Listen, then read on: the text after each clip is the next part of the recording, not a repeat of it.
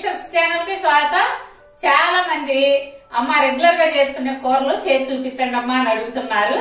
ఈ రోజు చేసి చూపిస్తాను. ఇది రైస్ లోకే కాదండి, చపాతీకి, పుల్కాలకి, పొరోటాకి, దేనికైనా చాలా బాగుంటుంది. నేను చెప్పిన విధంగా చేసుకొని తిని చూడండి. ఆ కర్రీ ఏంటంటే క్యాప్సికమ్ క్యారెట్ కర్రీ. చాలా బాగుంటుంది. మీరు తిని చూసి ఎంత టేస్టీగా ఉందో నాకు కామెంట్స్ లో చెప్పాలి.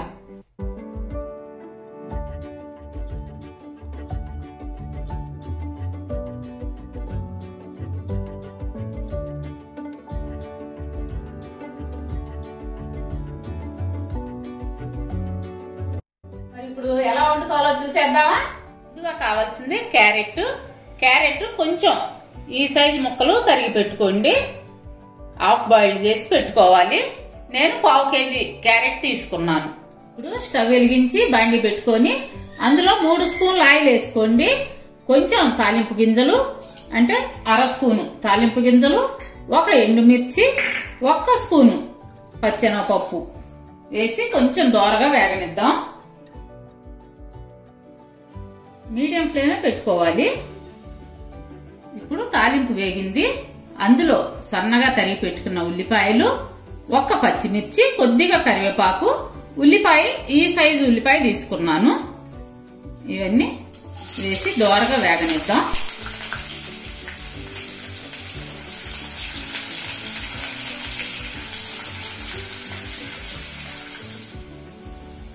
ఉల్లిపాయ 1 నిమిషం వేగిన తర్వాత కొంచెం పసుపు, టమాటా ముక్కలు, మీడియం సైజు టమాటా 1 తీసుకున్నాను. సన్నగా ముక్కలు తరిగి పెట్టుకున్నాను. అవి వేసానమాట ఇప్పుడు ఈ తాలింపులో.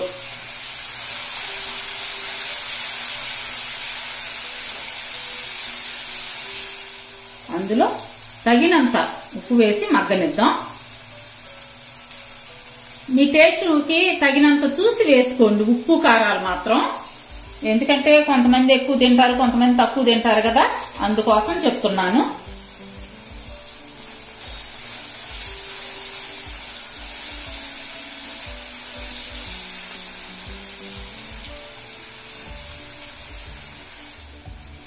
కొంచెం టమాటా మగ్గిన తర్వాత క్యాప్సికమ్ ముక్కలు చూడండి ఈ సైజు కట్ చేసుకోవాలి.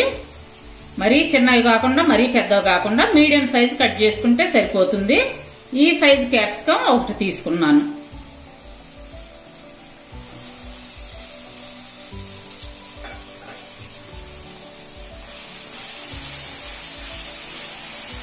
బాగా కలిసే విధంగా కలుపుకుందాం.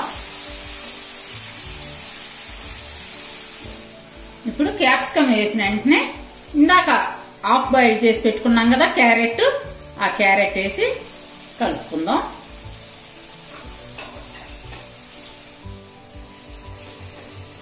ఇప్పుడు ఇందులోనే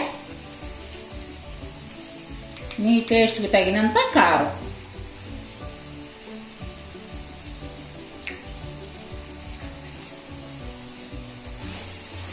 బాగా కలిసే విధంగా కలుపుకొని మూత పెట్టుకొని బాగా మీడియం ఫ్లేమ్ మీదే ఉడికిద్దామండి. హై ఫ్లేమ్ పెడితే మాడిపోతుంది. అట్లా కాకుండా మీడియం ఫ్లేమ్ అయితే బాగా మగ్గి కూర బాగా టేస్ట్ వస్తుంది.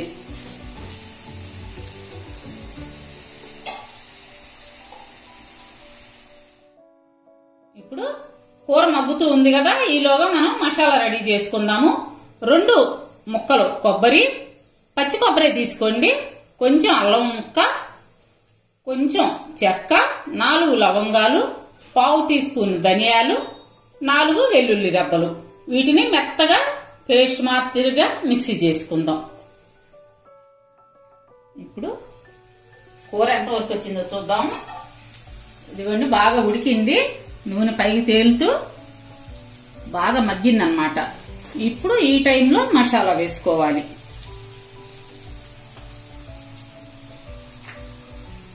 మసాలా అంతా కలిసే విధంగా కలుపుకొని 1 నిమిషం మూత పెట్టి మగ్గించుకుందాం.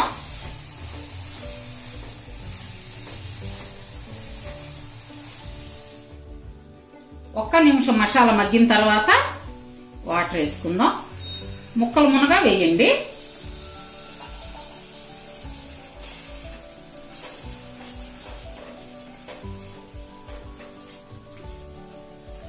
మీకు కర్రీ కొంచెం పలచగా కావాలనుకుంటే ఇంకొంచెం వాటర్ వేసుకోవచ్చు. ఇప్పుడు ఒక 2 నిమిషాలు ముక్కలు అంటే మసాలా పచ్చివాసన పోయే వరకు మగ్గనిద్దాం. 2 నిమిషాల తర్వాత స్టవ్ కట్టేసేయండి.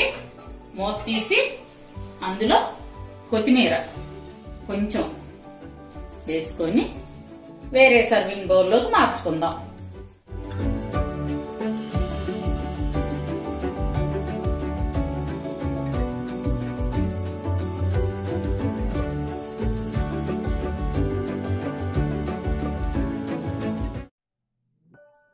చూసారు కదా ఎంత ఈజీగా చేసుకోవచ్చో. ఇలాగే వండుకొని తిని చూసి ఎంత టేస్టీగా ఉందో నాకు చెప్పాలి. సరే బుజ్జమ్మాయి, చూసారు కదండి చెల్లి చేసిన కర్రీ. మరి మా వీడియోస్ మీకు నచ్చినట్టయితే లైక్ చేయండి, షేర్ చేయండి. అలాగే కొత్త వాళ్ళు మా ఛానల్ ని తప్పకుండా సబ్స్క్రైబ్ చేసుకోండి. లైక్లు ఇవ్వడం మాత్రం మర్చిపోకండి. పక్కన ఉన్న బెల్ ఐకాన్ క్లిక్ చేసి ఆల్ అనే ఆప్షన్ ఎంచుకుంటే మేము పెట్టే ప్రతి వీడియో మీకు నోటిఫికేషన్ రూపంలో వస్తుంది. మరి రేపు మరో మంచి వీడియోతో మీ ముందుకు వస్తాం. అప్పటి వరకు బాయ్.